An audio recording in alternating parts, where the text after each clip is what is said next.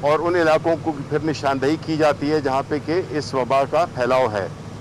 تو آج میں اس میں آخری اس میں G7 کا میں نے دیکھا، اور میں نے یہ بھی دیکھا کہ جس طرح ایڈمنسٹریشن نے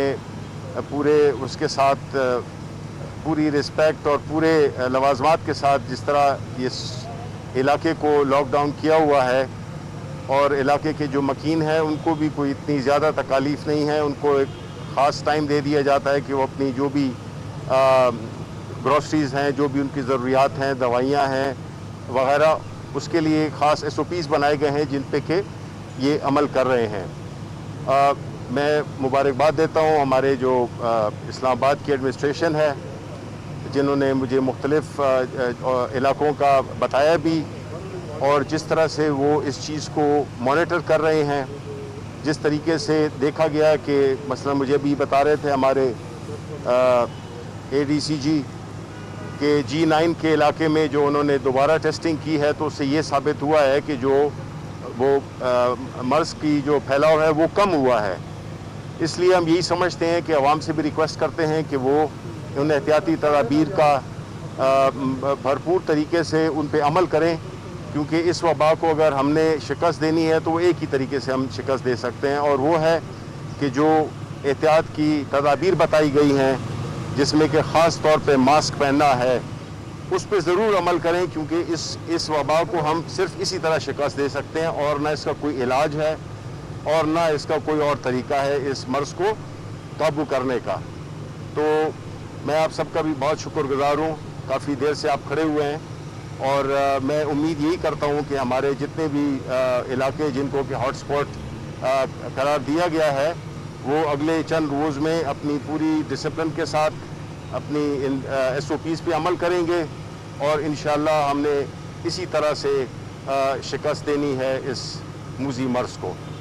بہت بہت شکریہ جی۔ شکریہ صاحب، یہ بتائیے گا کہ جیسے سوال آپ سے کرتے ہیں کہ اس وقت جو سچویشن شروع ہو گئی ہے، جو کابینہ میں فیصل واگڈا صاحب نے پہلے کیا، پھر فواد صاحب کا ایک انٹرویو آیا، پھر رات انہوں نے ٹویٹ بھی کیا کہ میں کسی کے کہنے پہ استعفیٰ نہیں دوں گا، وزیر اعظم چاہیں گے تو استعفیٰ دوں گا۔ اس سے پہلے بھی جس طرح لوگ وزارتوں حالات کس طرف جا رہے ہیں، کیا کیونکہ ایک بات چل رہی ہے کہ شاید ان ہاؤس چینج بھی آ رہا ہے، کیونکہ آپ کے کچھ MNAs بھی ناراض ہیں، تو حالات کس طرف جا رہے ہیں؟ نہیں، حالات بالکل قابو میں ہیں۔ ابھی آپ نے پرائم منسٹر صاحب کی تقریر بھی سنی، جس میں انہوں نے پورے مفصل طریقے سے اس قوم کے جو زمینی حقائق ہیں ان کی ترجمانی کی، جس طریقے سے بجٹ پیش کیا گیا، جس طرح سے وہ کورونا کو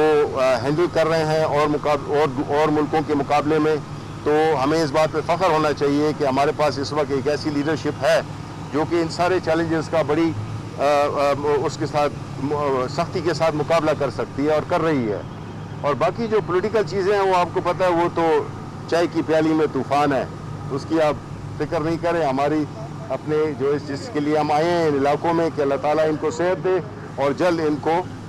صحت یاب کرے۔ شکریہ۔ آخری سوال لے لیں گے۔ یہ خبریں آ رہی ہیں کہ شاہ محمود قریشی اور اسد عمر نے یہ مطالبہ کیا وزیر اعظم سے فواد چودھری کا استعفیٰ لیا جائے، اس طرح کی خبروں کے میں آپ کیا کہیں؟ نہیں جی، مجھے تو اس کی کوئی خبر نہیں ہے، اور میرا نہیں خیال ہے کہ کوئی ایسی بات ہوئی ہے۔ یہ لاک ڈاؤن سے متعلق پوچھ رہے تھے کہ یہ جو lockdown, smart lockdown یا ہاٹ اسپاٹ بند کرنے کی جو حکمت عملی اپنائی گئی،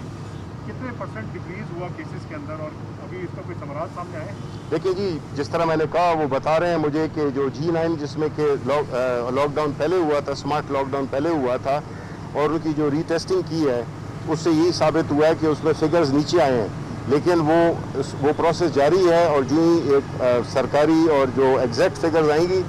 تو وہ آپ کو بتا دی جائیں گی۔ لیکن یہ اس میں کوئی شک نہیں ہے کہ جہاں پہ کہ اس کو فالو کیا گیا ہے، SOPs کو فالو کیا گیا ہے، جو ہاٹ اسپاٹ ایریاز ہیں جہاں پہ کہ lockdown, smart lockdown کیا گیا ہے، وہاں پہ بہت فرق پڑا ہے، اور یہی اس کی حکمت عملی ہے۔